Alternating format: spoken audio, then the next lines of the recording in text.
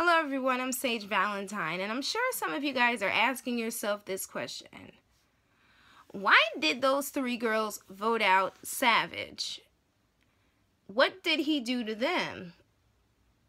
I'm assuming that maybe it had to do with his whole campaign to get out Cass. On top of the fact that Abby wants him out, she wants Tasha out, she wants a whole bunch of people out. And the fact that Savage was a threat. But the contestants almost voted out Kelly Wentworth because they had the choice between voting out, I guess, Sierra and Kelly Wentworth. And they chose that Kelly Wentworth would be the person whose name they'd put down. And then those three girls decided, well, we're going to put down Savage. But little did they know, I know Kelly knew, that Kelly had an idol, which completely surprised everybody. And the looks on their faces, that was priceless. Especially on Savage's face, when not only did his name pop up, but because Kelly used her idol, I'm glad she did because I was so worried about her. I was like, hopefully you use your idol. Please don't make any foolish mistakes like other contestants have made. One comes to mind where he had quite a few idols and did not use one of them.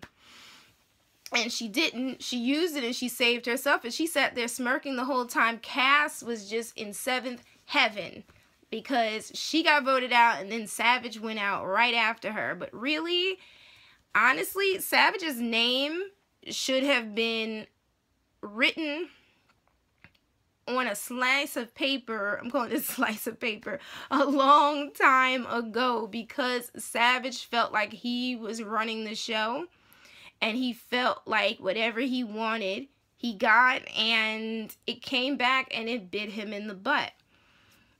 But to be honest, I think that they also should have tried to get Steven out of the game before Steven slithers his way far into this game and they can't get him out. And you're probably like, well, Sage, why do you not like Steven? I didn't like Steven during his season.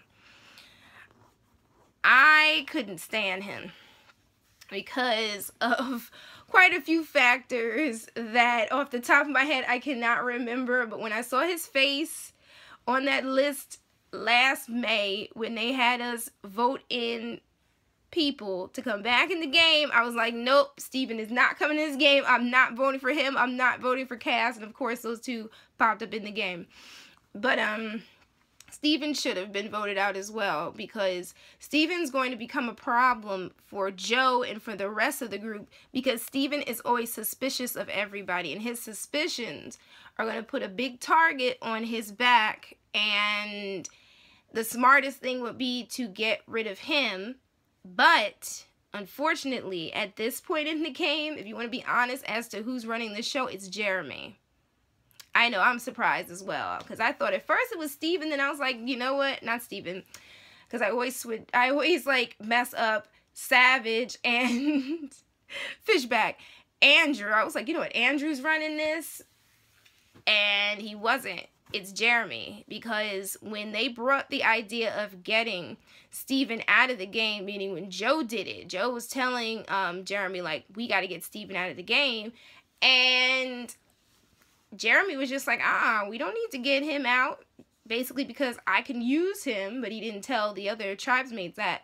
He was just like, no, we need to get rid of Sierra and Kelly, and I was like, Sierra and Kelly, like, I understand Sierra, but what the heck did Kelly do?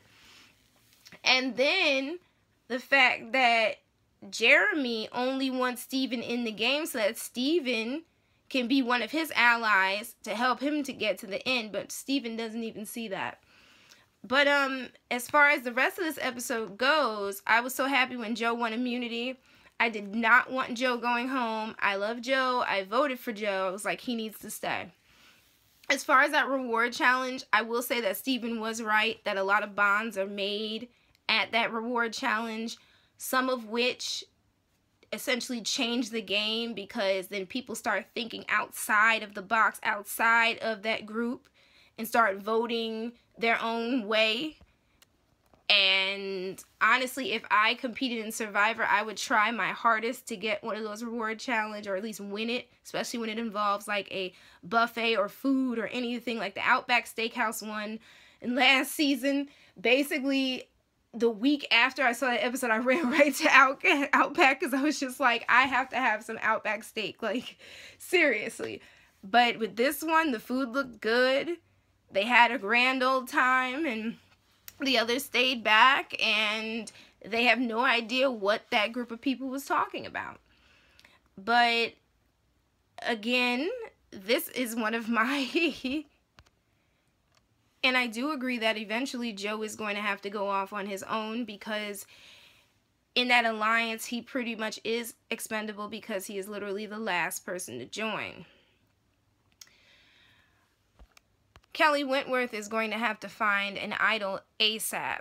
And Joe may have to worry about Kelly Wentworth because now she is a serious player in this game, and she will definitely come after him, along with a bunch of other people that will come after him if he doesn't win immunity. So now he has found himself in the shoes that Tasha had to fill back in 28 when she had to keep winning immunity to keep herself in the game because of Cass. Tony had targeted her, so she had to fight and fight and fight, and hopefully Joe is successful in the next couple weeks, or he finds some sort of idol to save himself, because if not, he's on his way out. But I was shocked when Savage was voted out.